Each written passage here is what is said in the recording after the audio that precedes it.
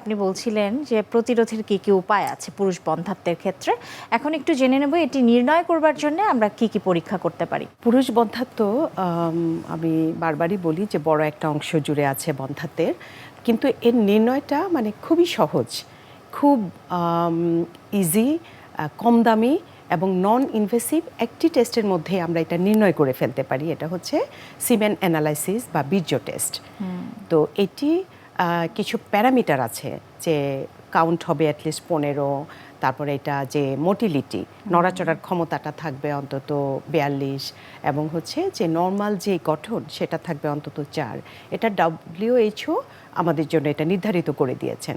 তো একটা ভালো ল্যাবে এই টেস্টটি করলে আমরা বুঝে যাব তার পুরুষ বন্ধ্যাত্ব আছে কি না, থাকলে কতটুকু। আর যার এটি ধরা পড়বে তার ক্ষেত্রে আমার আরও কিছু পাশাপাশি আরও কিছু পরীক্ষা নিরীক্ষা করতে হবে, যেমন বিভিন্ন hormone test, FSH, LH, testosterone, তার ডায়াবেটিস আছে কি না, তার লিপিড প্রোফাইলটা কেমন, তার থাইরয়েড প্রোল্যাকটিনের প্রবলেম আছে কি না, কারণ এগুলো সবগুলো ওতপ্রোতভাবে জড়িত পুরুষ বন্ধ্যাত্বের সাথে।